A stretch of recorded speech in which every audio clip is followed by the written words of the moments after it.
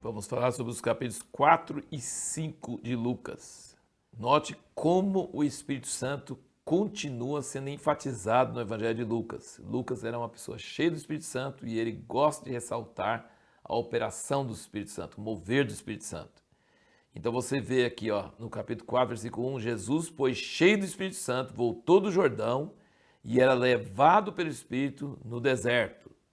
Depois da tentação, você vê no versículo 14, então voltou Jesus para a Galiléia no poder do Espírito e sua fama correu por toda a circunvizinhança.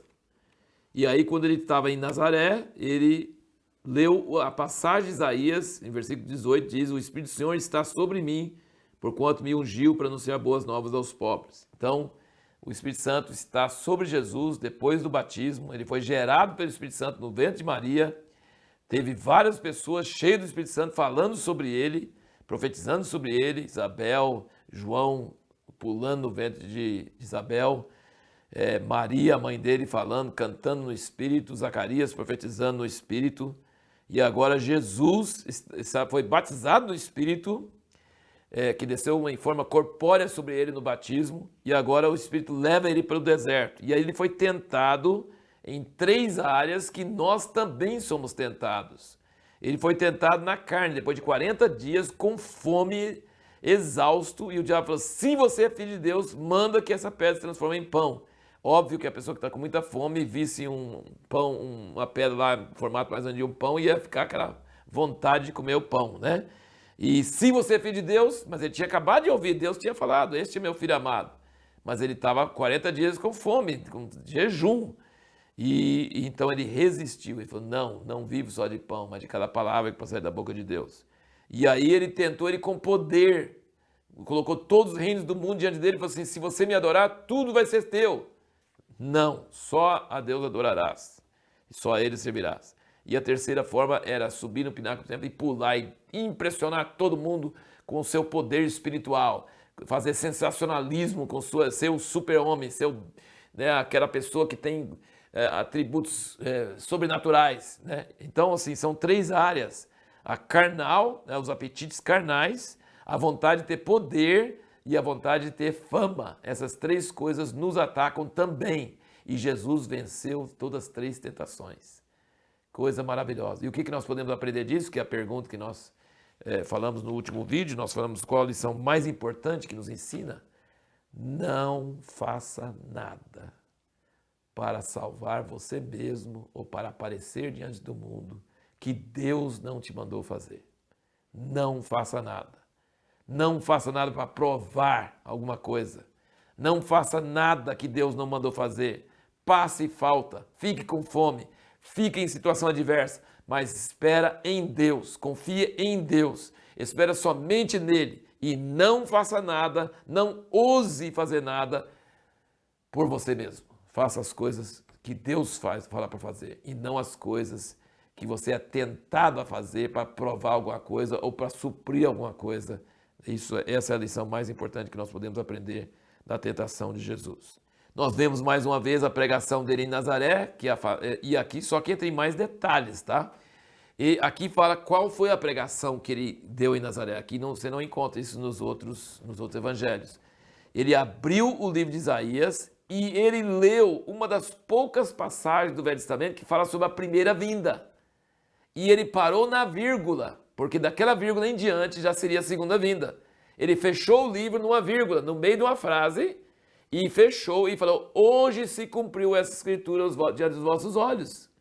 Então Jesus teve percepção de saber qual passagem do Velho Testamento que referia à primeira vinda, e parar no meio de uma frase, e parar na vírgula para não falar nada que se cumpriu, que não se cumpriu ainda, e eles escandalizaram. E aí nós já vimos que o povo de Nazaré escandalizou, porque ele era um galileu normal, igual todo mundo, e agora volta com poder, e volta com autoridade, e volta curando, e volta tirando onda. E eles falam assim: quem é ele para dizer isso? Nós conhecemos a mãe dele, o pai dele, os irmãos dele.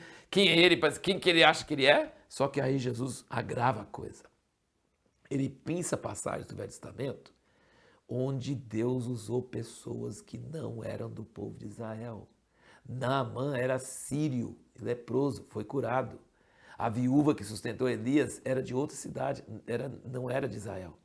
Então isso enfureceu eles. Então eles tinham um problema que era inveja e incredulidade por conhecer Jesus segundo a carne, mas eles tiveram também a religiosidade. Israel é o povo escolhido de Deus e Jesus foi escolher coisas mostrando que Deus ama os outros povos e não só Israel, e isso enfureceu eles, levaram ele para o precipício. Até hoje, quando a gente visita Israel, a gente vai lá e chama o precipício, o monte do precipício. Mas é claro que ninguém sabe se foi lá mesmo, mas é um precipício de um tamanho que se cair de lá, você está perdido, morto mesmo. E Jesus passou pelo meio deles e foi embora, né? Olha aqui no capítulo 4, versículo 42, como Jesus sabe equilibrar o ministério às multidões com o estar diante de Deus. O versículo 40 fala, ao pôr do sol, todos que tinham enfermos de várias doenças lhes traziam, e ele punha as mãos sobre cada um deles e os curava. Também de muitos saíam demônios, gritando, dizendo, tu és filho de Deus, ele porém os repreendia e não os deixava falar, pois sabiam que ele era o Cristo. Versículo 42, ao romper do dia, saiu e foi ao lugar deserto. Para quê? Para orar. Então Jesus sabia equilibrar o ministério às multidões e o falar com seu Pai em secreto. Ele saía, ele se retirava das multidões para poder falar com Deus. Isso a gente precisa aprender, a gente precisa saber como fazer isso. E o capítulo 5, versículo 15 fala, a sua fama, porém, se divulgava cada vez mais e grandes multidões se juntavam para ouvi-lo e serem curados das suas enfermidades. Mas ele se retirava para os desertos e ali orava. Tá vendo? Lucas mostra bem esse equilíbrio de Jesus em sempre se retirar para orar. Isso é uma coisa muito preciosa. Uma outra coisa que você vê aqui é como Jesus chamando Pedro e Tiago e João, eles abandonam tudo e imediatamente seguem Jesus. E quando ele chama Levi, que é Mateus, que era publicano, ele larga tudo na hora. Por que eles tiveram coragem de largar sua profissão, de largar tudo para seguir Jesus? Porque Jesus era algo tremendo. Eles viam em Jesus uma coisa que era um convite irresistível. Eles não existiram. Eles largavam tudo imediatamente e seguiam Jesus. Isso me impressiona. Como Jesus realmente impactava essas pessoas. Ele é uma pessoa inigualável, pessoa maravilhosa. E aqui a gente vê, como nós comentamos antes, né, que os demônios sempre queriam fazer propaganda de Jesus e Jesus mandava calar a boca e falava com os curados para não divulgar, apesar que os curados não obedeciam, né? Mas ele falava para não falar nada, porque Jesus não queria divulgação, não queria sensacionalismo. Jesus sempre está voltado para a humildade, para quebrantamento, para não aparecer, para não querer ser famoso, para não querer se promulgar. Ele queria intimidade, ele queria realidade, ele queria solidão com Deus, ele queria conversar com as pessoas, ele não queria fama ou sensacionalismo. Ele não deu lugar ao diabo naquela tentação de pular e ser salvo e mostrar para todo mundo, estou aqui, eu faço as coisas. Ele não queria isso e no seu ministério ele continuamente fazia isso, né? Ele continuamente fazia dessa forma. E a pergunta que nós queremos responder no próximo vídeo é: por que os religiosos odiavam tanto a Jesus? E por que Jesus os denunciava tanto?